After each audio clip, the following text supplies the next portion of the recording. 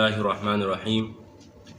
وقال عليه السلام: صدر العالق صندوق سره، والبشاشة حبالة المودة، والاحتمال قبر العيوب. وروي أنه قال في العبارة عن هذا المعنى أيضا: المسالمة خباء العيوب. ناظرین گرامی، حضرت علی علیہ السلام اس مختصر کلمے میں ارشاد فرما رہے ہیں: صدر العاقل صندوق سرہ، عاقل کا سینہ اسرار کا خزینہ ہے۔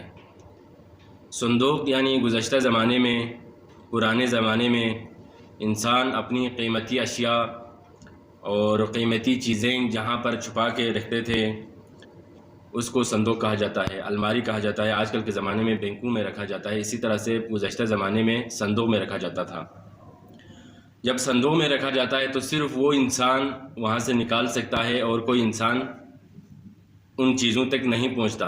اسی طرح اسرار کو اگر انسان خود اپنے سینے میں چھپا کے رکھے تو کوئی انسان اس کے راز اور اس کے اسرار تک نہیں پہنچ پاتا۔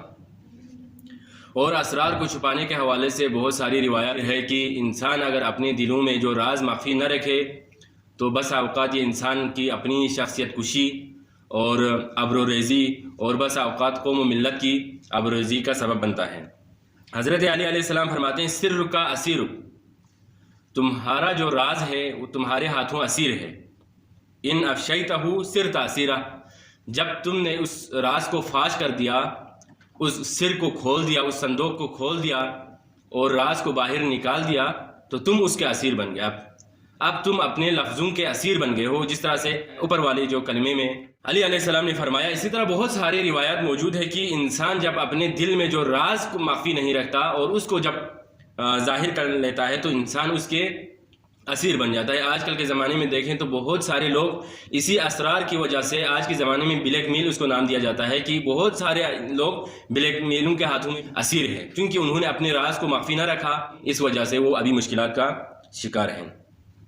اسی طرح سے آپ فرماتے ہیں: والبشاشۃ حبالۃ المودہ، بشاشہ یعنی خندہ پیشانی، کشادہ روئی، ہر کسی کے ساتھ خوش اخلاقی سے پیش آنا، یہ محبت کی جو رسی ہے۔ حبالہ اس جالے کو کہا جاتا ہے جو شکار یعنی پرندہ پکڑنے کے لیے اور مختلف چیزوں کو پکڑنے کے لیے جو جال بچھاتا ہے اس کو حبالہ کہا جاتا ہے، رسی کو بھی کہا جاتا ہے۔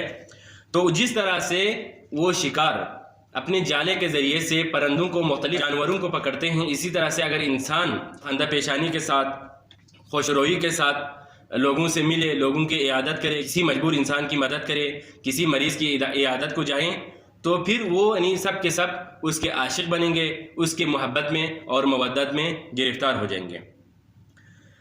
تو پیغمبر اکرم صلی اللہ علیہ وسلم نے فرمایا: یا بنی عبد المطلب، اے عبد المطلب کے اولادو، انکم لم تسعوا الناس باموالکم، تم لوگ اپنے مال کے ذریعے سے، دولت کے ذریعے سے سب کو راضی نہیں کر سکتا، چونکہ یہ ہو ہی نہیں سکتا، چونکہ محتاج بہت زیادہ ہے، مال بہت ہی کم ہے۔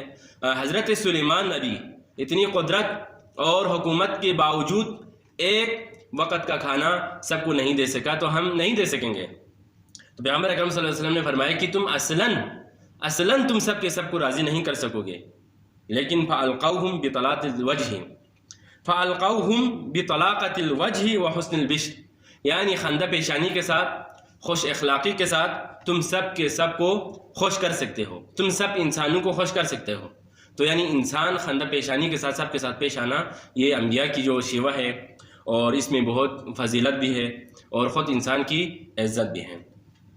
آخری کلمہ: والاحتمال قبر العیوب، احتمال یعنی تحمل کرنا، برداشت کرنا، قبر العیوب یعنی عیبوں کو چھپانے کے لیے قبر ہے۔ تحمل و بردباری عیوب کا مدفن ہے۔ جب آپ برداشت کریں گے اپنے آپ کو، اپنے غصے کو، دوسروں کی اذیتوں کو جب برداشت کریں گے تو یہ برداشت کرنا آپ کے عیوب کو بھی اور دوسروں کے جو عیوب ہے اس کو چھپانے کے لیے ایک قبر اور ایک مدفن سے تعبیر کیا ہے۔ تو حضرت علی علیہ السلام نے اوپر والے جو سب سے پہلے جو کلمہ ذکر کیا تھا صدر العاقل، وہاں پر عاقل کا سینہ کہا، یہاں پر عیوب کا قبر کہا۔ اس کا مطلب یہ ہے کہ یعنی جب صندوق میں صدر العقلی صندوق، ان صندوق کے اندر کچھ چیزیں جب آپ رکھتے ہیں تو اس کو نکالا بھی جاتا ہے. مثلا آپ کے بہت سارے اسرار ہیں، اس کو آپ ہر کسی کے ساتھ بیان نہیں کر سکتا، لیکن آپ کے جسم میں ایک بیماری ہو یا آپ کی یعنی روحی کوئی پریشانی ہو، ان اسرار کو آپ اپنے والدین کے سامنے پیش کریں گے، یعنی ڈاکٹر حضرات کے سامنے بیان کریں گے. اسی طرح سے آپ کے جو دوست احباب ہیں ان کے سامنے آپ بیان کریں گے تو آپ کو علاج ہو جائے گا. مثلا ان یعنی صندوق کا اس لیے بیان کیا کہ مجبوری کے وقت، ضرورت کے وقت اس صندوق کو کھولا جاتا ہے. لیکن قبر کہا، قبر میں ایک دفعہ آپ نے دفن کر دیا، دوبارہ ان چیزوں کو وہاں سے نہیں نکالا جاتا ہے. والسلام علیکم ورحمۃ اللہ وبرکاتہ.